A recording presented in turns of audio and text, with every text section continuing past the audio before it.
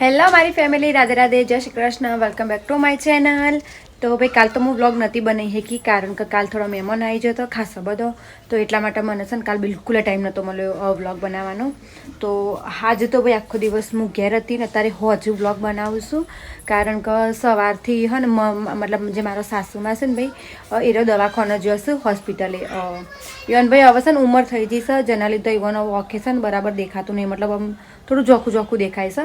તો એટલા માટે એ રહ્યો ઇવન મોતિયો છે ભાઈ, પેલો મોતિયો એક કોઈ બીમારી આવતી હશે, જો કે મોતિયો એટલે ટૂંકમાં છે કે ઉંમર થાય ને એટલે પછી આંખોમાં હરખું દેખાય નહીં, આમ ધૂણા ધૂણા જેવું દેખાય. તો એટલા માટે એનું આજે ભાઈ ઇવન ઓપરેશન છે.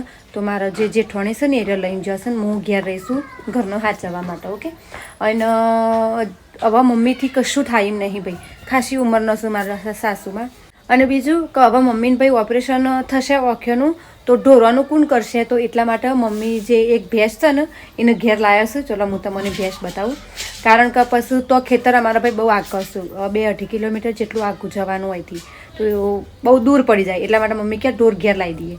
તો હવે ઢોર અમે ઘેર લાવ્યા છીએ, હું તમને બતાવું છું. આવી રહ્યો જુઓ, આ ઓવન ઘેર લાવ્યા છે હાચવવા માટે ભાઈ. આ ઈવન જો જીવન માટે સારા એવા એકણ વાટેલી પડી છે, પણ એ તો પછી નાખીએ થોડી વાર પછી સોન બંધ પડ્યું છે. પણ છે એવું મમ્મીએ મને એકણ જવાની ના પાડી છે કારણ કે આ મારું છું ભાઈ એટલી. અને હવે ઈવન બચ્યું છે જુઓ એમ પાડી.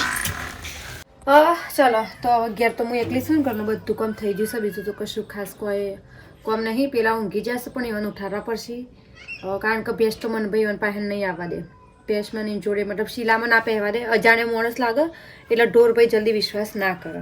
તો એટલા માટે ઈવન કહું તે એરા થોડું થોડું કરશે. અને બીજું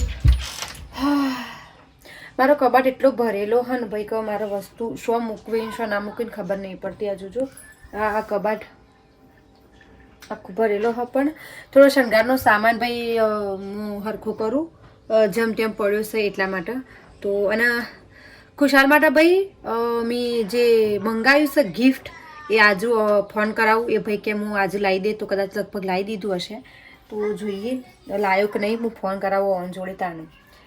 હા કારણ ખાસી બધી મતલબ આ રૂમમાં મારા છે ને ભાઈ ઈચ્છા છે કે હું ઘણું બધું થોડો બદલાવ કરું. આ જે દિવાલ દેખાય તમને આવી રહી પણ મારે ડિઝાઇન કરાવી છે, કોઈક કલર કરે ને પછી એના ઉપર ડિઝાઇન કરાવી છે એવી મને ઈચ્છા છે. તો આ દિવાલ ઉપર મારે કોમ કરાવવાનું છે, પછી થોડા ફોટા પણ લગાવવાના છે. ફોટા હું તો હમ દેખાય દીવા. હા તો એ બાજુ મેં વિચાર્યું છે કે એકણ હું મોટો બધો ફોટો લગાવી મારો નલપેશ બેવાનો મને શોખ છે પહેલાંથી. આમ એવો જ શોખ છે કે હું એકણ ડેકોરેશન કરાવું મારી દિવાલમાં, મારું બેકગ્રાઉન્ડ થોડું સારું આવવું જો ભાઈ વિડીયો બનાવતી વખતે. તો એટલા માટે આટલા વિચારીને મૂક્યું છે અમે. મારા ભાઈને કહું કારણ કે ભાઈ આપણે તો ઘરનો સ્ટુડિયો છે એટલે કોઈ ચિંતા જ નહીં ભાઈ. તો એટલા માટે એને કહીએ મતલબ હું રોહિતને કહે તે મને ફોટો બનાવી આવશે મસ્ત. તો હાલ જરાક આપણે આમાં શણગારનો સામાન જોઈ લઈએ. આટલો કોઈક સામાન છે ભાઈ મારા શણગારનો ઠેલામાં લાવવું પડ્યું છે ભાઈ. જો આમાં મૂકી રાખું છું. અને આ જુઓ સક આ ઓનલાઈન મંગાવ્યું હતું ભાઈ એવી વસ્તુ છે. જો આ પીનો ને બીનો કઈ રીતે અંદર પડ્યો જોજો યાર. હા જુઓ ભાઈ મારો ફેવરેટ કલર પર્પલ છે ભાઈ, તો એટલા માટે આ પર્પલ પીનો.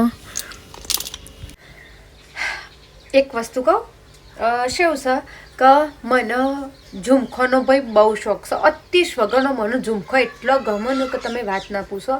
તો અને હવે મને પહેલાંથી ભાઈ શણગારનો સામાન છે, મેકઅપ છે, આ બધી વસ્તુઓમાં બહુ ઇન્ટરેસ્ટ છે.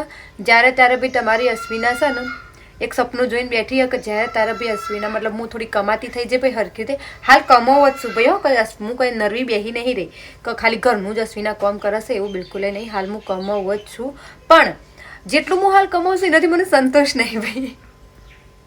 બધા એમ કે ભાઈ સંતોષ રાખવો જરૂરી હોય પણ મને સંતોષ નહીં ભાઈ, કારણ કે સપનો ભાઈ મોટો જોયા છે તો એને પૂરો કરવા માટે કમાવવું પણ થોડું વધારે પડશે. તો એટલા માટે જ્યારે તારા ભાઈ અશ્વિના ખાસું બધું કમાતી થશે ને ભાઈ તાનો મેં વિચારશે કે મારો મસ્ત મોટો બધો સ્ટોર હશે ભાઈ, જેમાં હું એની માલિક હોઈશ, એ સ્ટોરની હું માલિક હોય અને એ મારા નીચે બધા લોકો કામ કરતો હશે.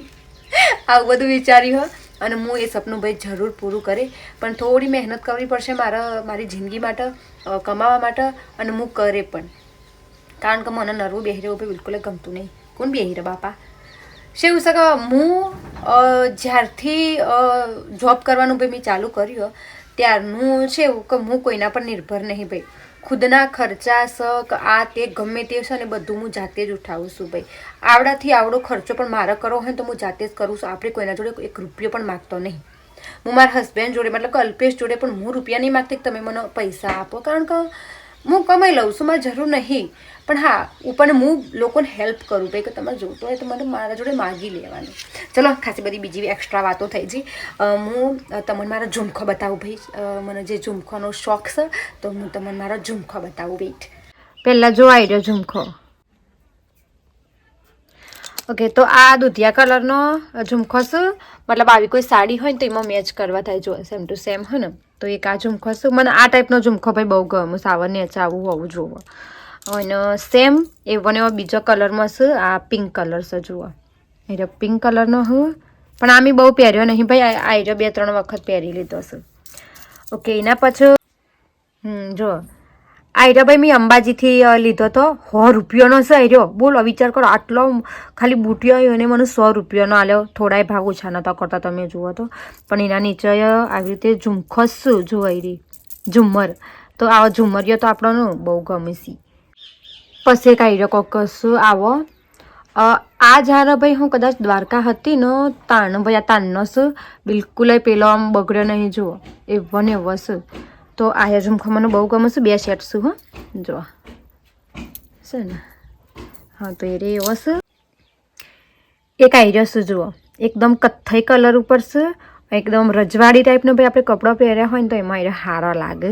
તો એક આયરો છે. આ પણ મેં હજી સુધી એક પહેર્યો નહીં ભાઈ. મતલબ મને એવો કપડો નહીં મળ્યો અથવા તો એવું કોઈ પ્રસંગ થયો નહીં તો એટલા માટે મેં આ પહેર્યો નહીં.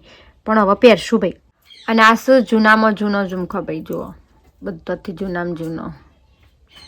હા, તો આવું હતું ભાઈ કોક મારા ઝુમખોનું કલેક્શન. અને ભવિષ્યમાં તમારી અશ્વિના આવા બુટીઓ લેતી જ રહેશે. શંકાઉજાનો આટલો શોખ હોય બુટીઓને હનું જતું કરો.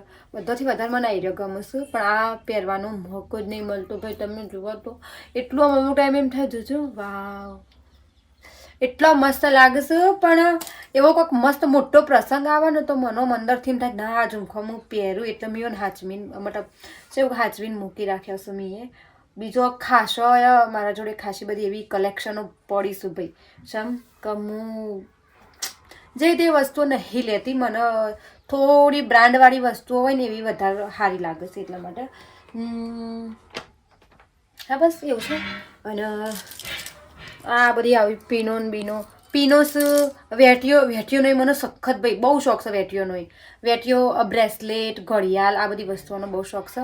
અને આજે જોજો મારે નખ પોલિશ જતી રહેશે ભાઈ.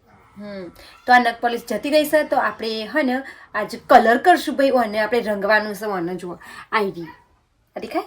આજે કલર કરશું. આજે નેન પોલિશ કરીએ. ચલો નેન પોલિશ કરીએ અને આના ઉપર ડિઝાઇન બનાવીએ. એના પહેલાં મેં એક વખત બનાવેલી છે ડિઝાઇન. કદાચ જોને મારા ઇન્સ્ટાગ્રામમાં બ્લોગ જોયા હશે ને મને ખબર હશે. તો આ ડિઝાઇન કરવા માટે આવી રહ્યું છે જુઓ. તો આનાથી આપણે ડિઝાઇન કરશું. ચલો ભાઈ, મહેમાન આવ્યા છે તે હું બનાવશું ચા બનાવશું ભાઈ.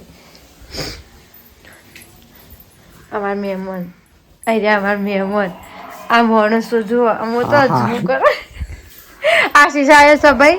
તો એ બિચારો વડનગર બાજુ જ હતો. તો બસ વાયકના મન મળવા આવ્યો છે.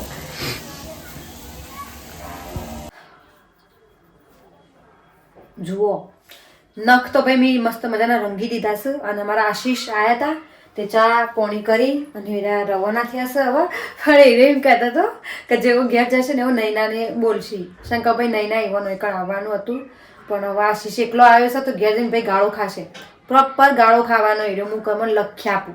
શંકર નૈનાને ખબર પડશે ને કે એરો એકણ આવ્યો તો એટલે નૈના બોલશે એને. એને જો હવે થોડો એક એકણ ચાનો ભાઈ વાસણ છે. તો વાસણ ઘસી કાઢીને પછી આપણે કોક રોધવાનું કરીએ. અને આમાં ડિઝાઇન કરવાની બાકી છે. પણ પહેલાં હું વાસણ ધોઈ દઉં પછી ડિઝાઇન કરું. નખ પછી નખ બગડી જાય.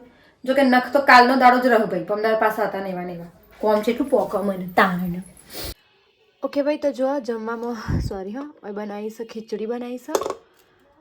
પેલી રોટલી અને હોય બનાવી છે ભાઈ વટોણા શું છે કહું. ઓકે, તુવેર અને બટાકાનું શાક બનાવ્યું છે ભાઈ કોરું.